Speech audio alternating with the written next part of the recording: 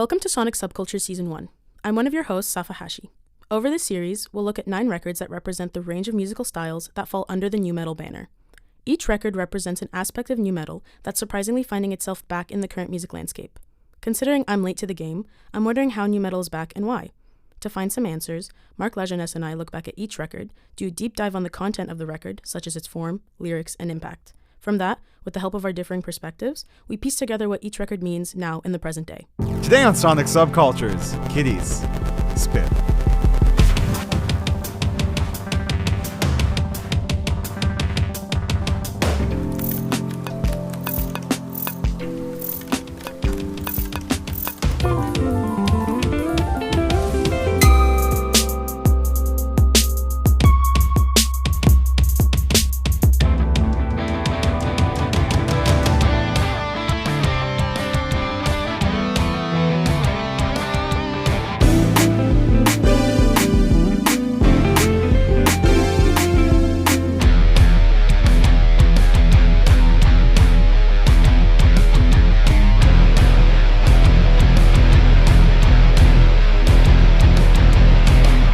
So this week on the pod, we're talking about the band Kittie from London, Ontario. But instead of opening with my nostalgic connection to the record, I'm going to open with the Rolling Stone review of this album when it was released in 2000, which was written by Arian Berger.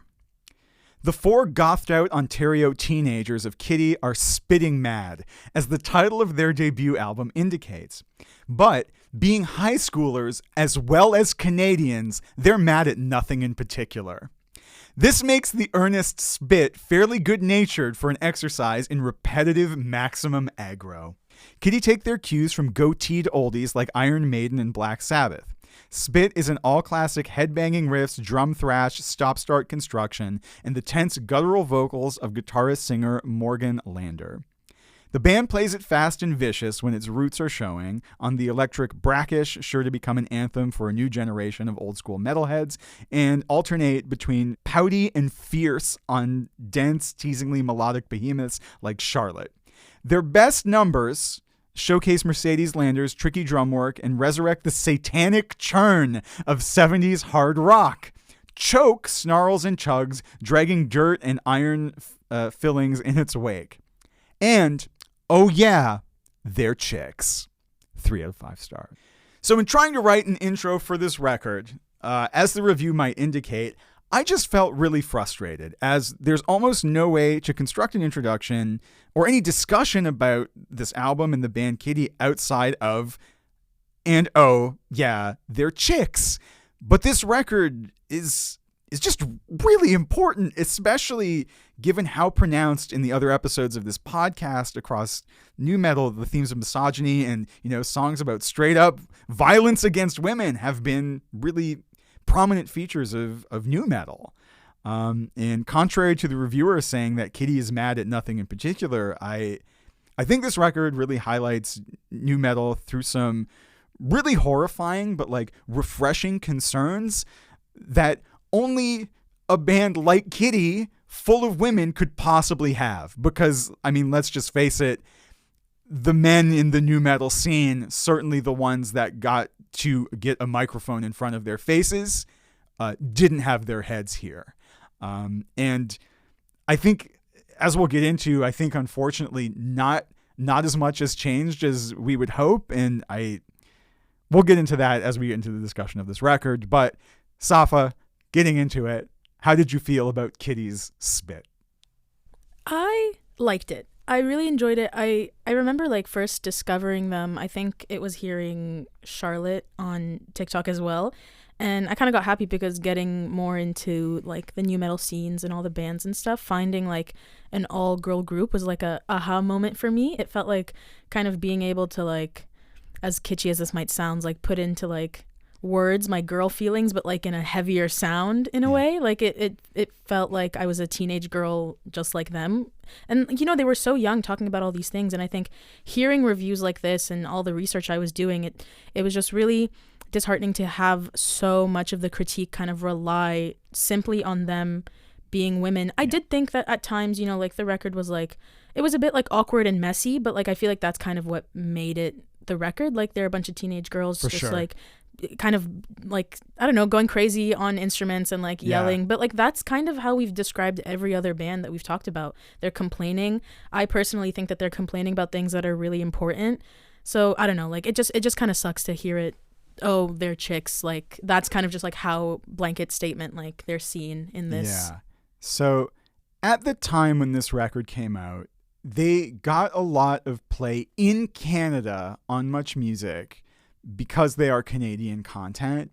And there is an obvious marketing element of like, oh, this is the all-women nu metal band, which there weren't even a ton of like singular women in nu metal bands at the time. Let alone an entire band. And I do think maybe I certainly didn't appreciate this at the time, and I don't think many people did.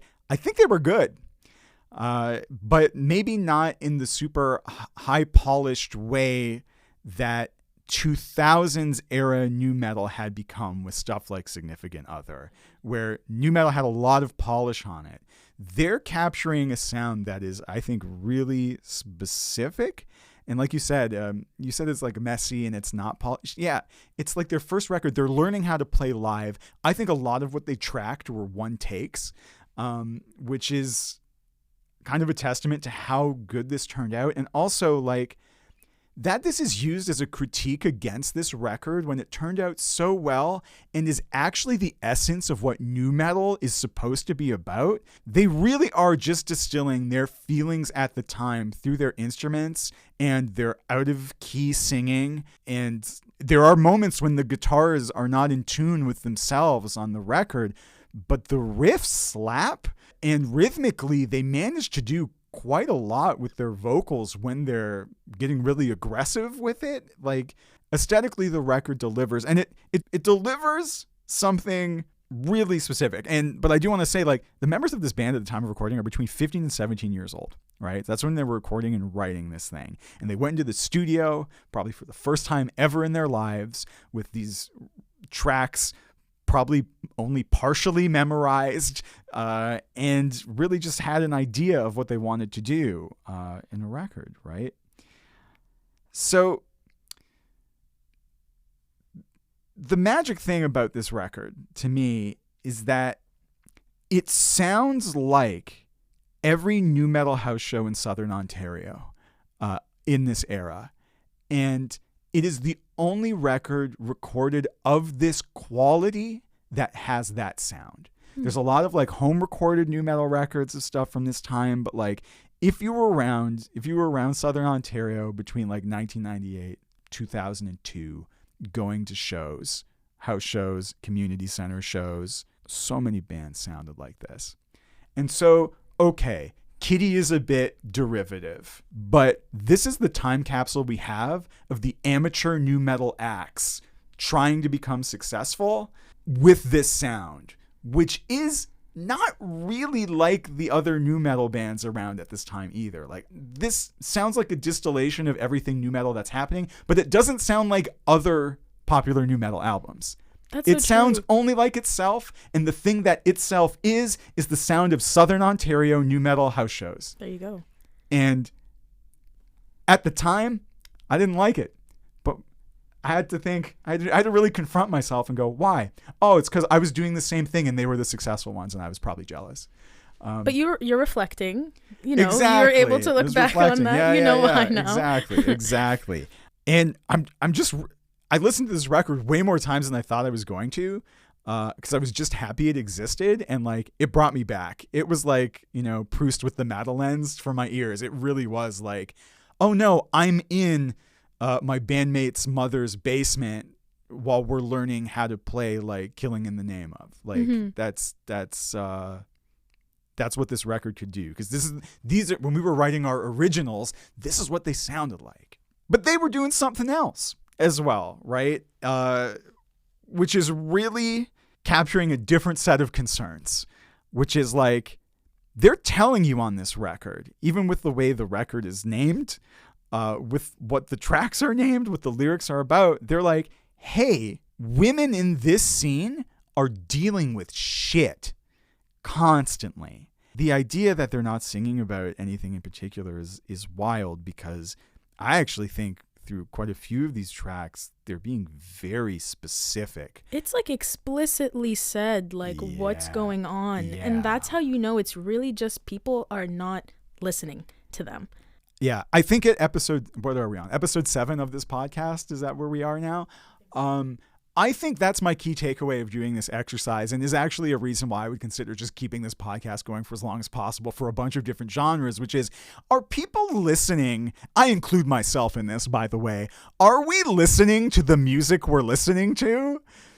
If not, why? People spend a lot of time on it, and also it's like really indicative of serious things and emotional states, and I feel like we're hearing and not listening. Even folks like me who like listen to full records, listen deeply. I'm like, but I'm still actually not listening in full. I'm not giving this my full attention, and I think it deserves to have our full attention. It just sucks that, maybe not for you, of course, but the added layer to why they're not specifically listening to Kittie is simply the fact that they're girls. Yeah. Like, which really, really does suck.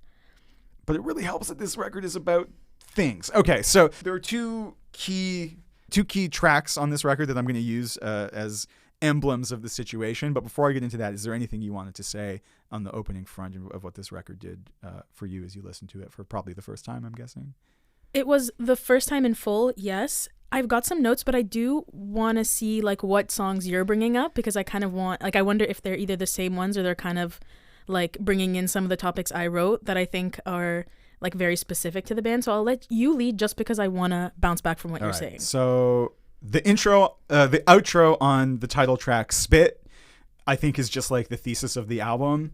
Why do I get shit all the time from you men? You are swine. You think dick is the answer, but it's not. Like, go. Yeah, that's like the one I have. Like, first one right there. It's just so matter of fact. Just you guys suck. All you think about is sex all the time. Shut up.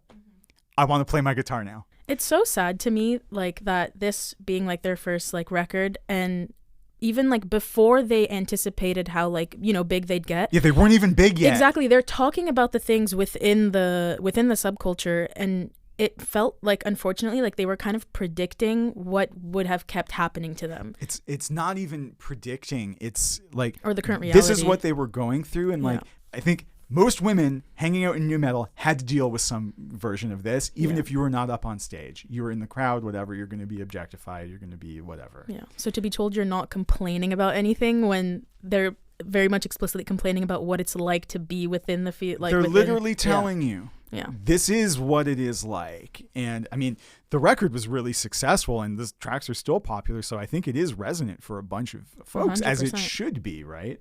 And also, even in 2024, when reading about how this band is perceived today, the lyrics might as well stay the same and they should just put this record out again. Like, it's the same kind of discussion, right, that they continue to get. Another one, the one that really stuck out to me, because this was certainly a large issue in the early 2000s, and I severely hope this is not still a thing that is so annoying in the world. Annoying, that's not the word. Troubling, bad. So the one is from the track Choke, which is performed by their guitarist Fallon Bowman, who later left the band for reasons. The verse of this: "You're hidden by your good looks, your fake smile. I loved you, but it took me a long while to realize you don't even care. All the feelings, you had none. There's only one word that describes you, and that's hypocrite." This is going to be contextualized a bit by the chorus. "I looked over you. I looked over me. Look at you and smile. You fucking pedophile." What is this track about? This track is 100% about college-aged dudes dating 15 to 17-year-old women in these music subcultures.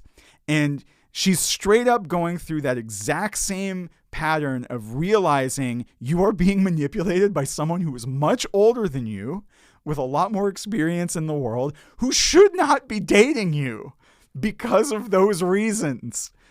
And this is them putting that out there to be like, because again, they're 15 to 17 when recording and writing this. This could have been an indication of a relationship that happened even earlier than this. And like the cursed phenomenon in 1997 to like 2002 of college age dudes dating high school girls, especially in the Southern Ontario heavy music subculture scenes. All of them, it's horrific. Mm-hmm. And that there is even a track about this. I was like, oh goddamn, they're telling you.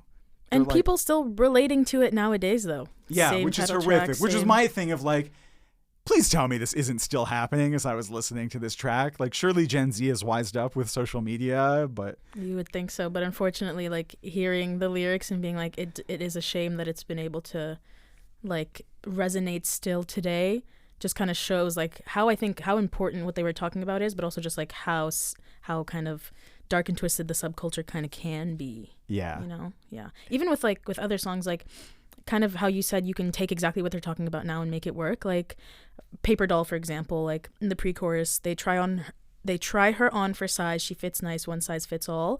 And like, I don't know, I thought that was kind of like, it's kind of refreshing to hear the complaining that we've been talking about through like every new metal record be something that like people who are maybe not as talked about on new metal or not talked about positively kind of relate to in their own way. Like even as a teen girl, metal band or not, like you have these feelings of insecurity and they're still present, and like the projections that people are putting onto you impact you specifically. Like even in their other track, Do You Think I'm a Whore? Mm-hmm. Like that entire song is very much just like, and how it switches near the end when it goes from like questioning like the listener, like do you think I'm a whore, to like accepting that and kind of laughing about it. Like it's interesting. I think that for their age and for the time and for the space that they were in, they were able to take such like important topics and kind of make them their own and talk about them in a way that like people can relate to back then and still relate to now. And I think that that's really worth noting. And it just, I mean, having been at like these shows, it's just like perfectly sensible that they would be in those shows and just constantly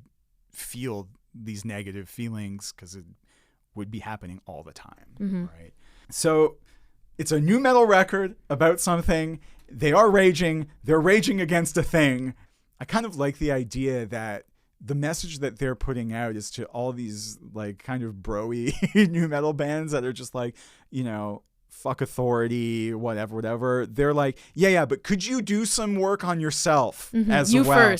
First. You become authority. So if you fix yourself a bit now and like treat people better, when you are the government, Kid Rock, you can actually make things better, right? Literally. But again, no one seemed to be listening other than the people who probably are relating to this or open to it to begin with, right? Yeah.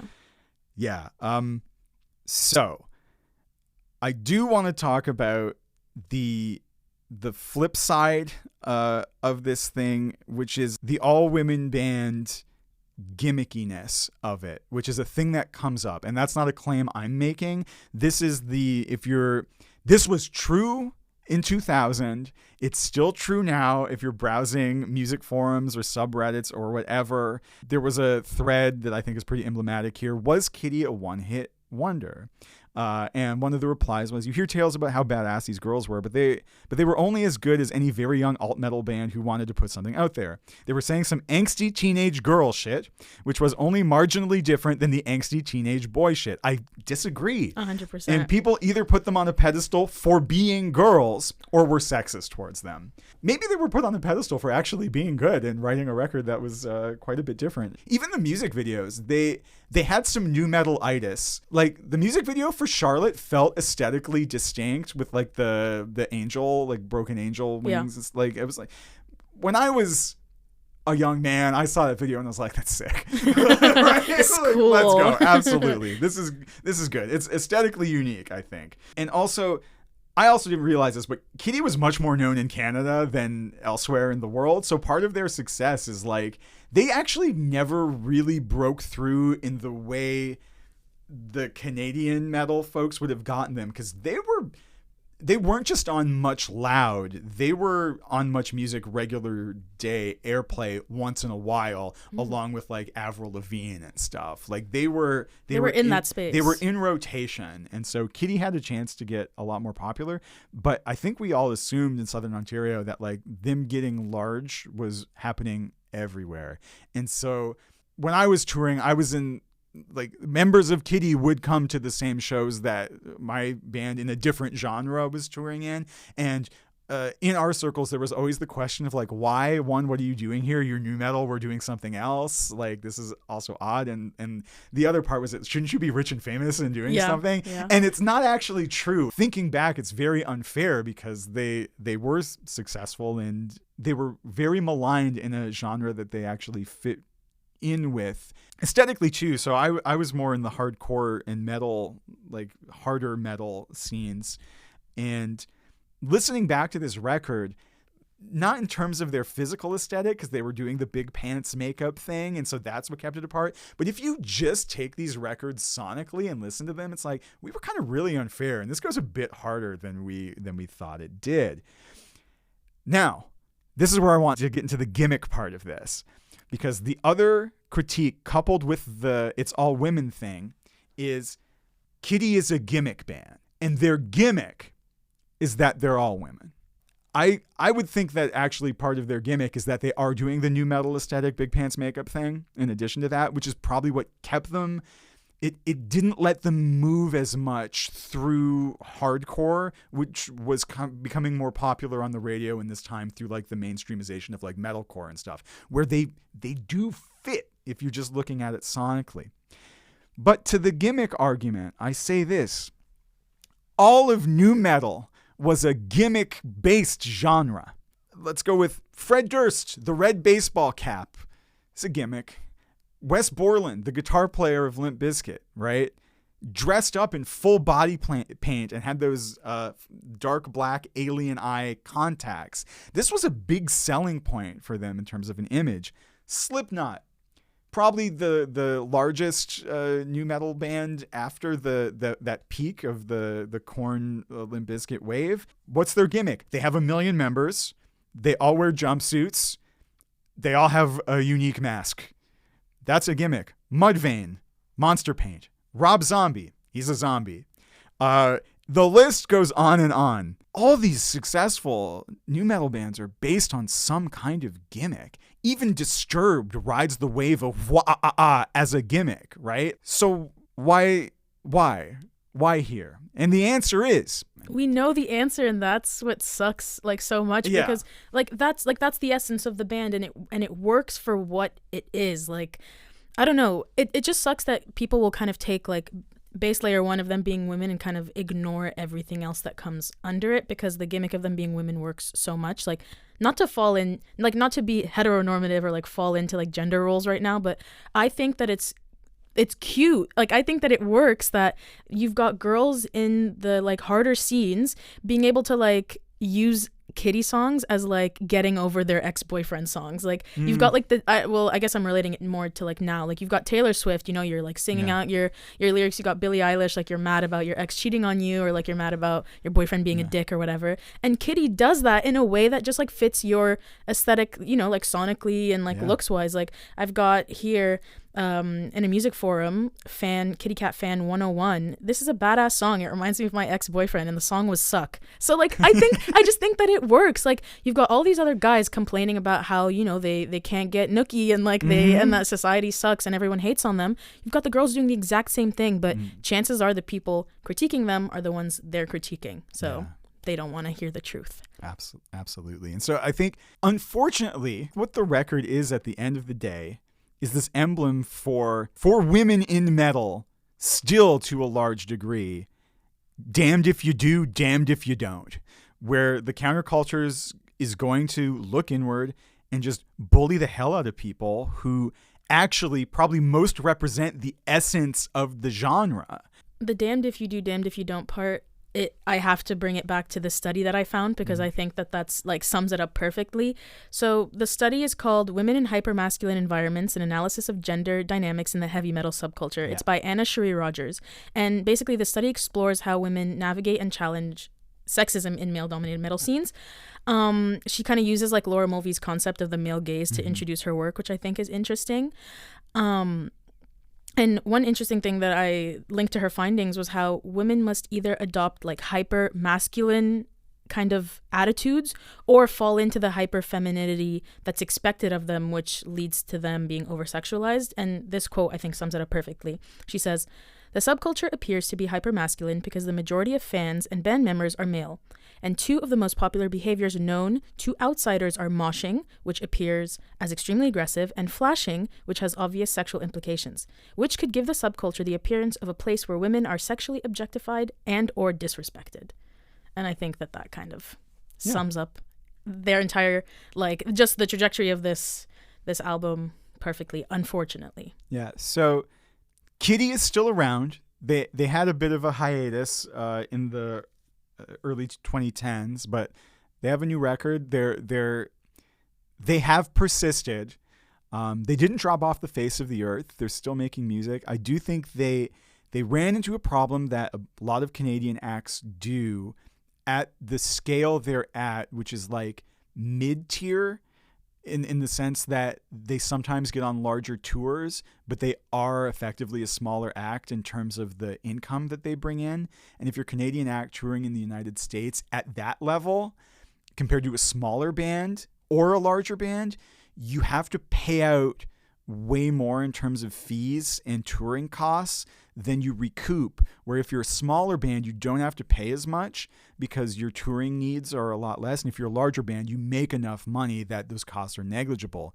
Kittie, I think, got really stuck in that they weren't nearly as popular as they were in Canada at their height. And so it really wasn't feasible for them to actually continue building momentum. But they do have another record. I think they're going to tour on it again. Was something that I saw. But like, they're still around. They have persisted. They didn't go away.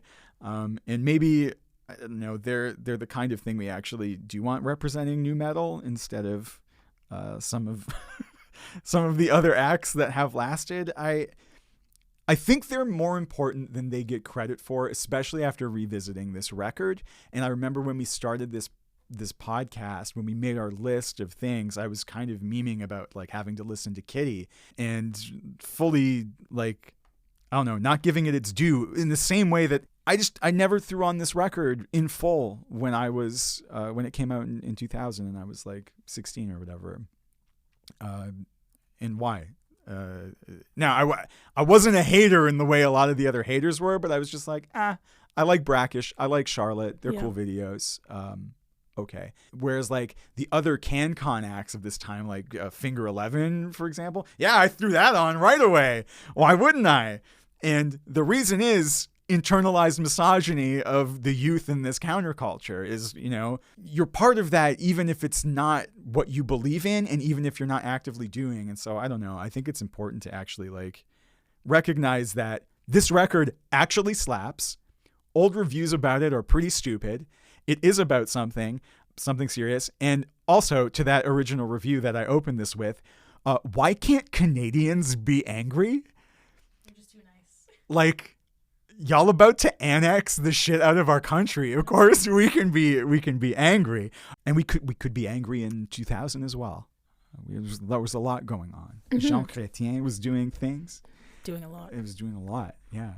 To add another point to what you were saying, I think another thing that just deserves to be on that list is just also that they're good. Not to like, I haven't heard your music, your band stuff, you won't let me. But to go back to kind of what you were saying about how like they were doing good, that's why you were kind of like angry at them in a way. Like I feel like maybe sometimes people just like, they just get upset when women are good at things. And I think that that's not just in this scene, but like in general. But it comes back to like, I think when I was writing this, I was like thinking of modern examples, and I'm immediately thinking of the whole Linkin Park stuff with like Emily Armstrong being the new female lead singer. For sure. And it kind of just like highlights how deeply sexism like still runs in metal and rock communities. Like some fans expressed like concern about preserving the band's legacy after Chester's passing, but a lot of the criticism is just simply rooted in like the fact that they're uncomfortable with a woman stepping in to such a prominent role.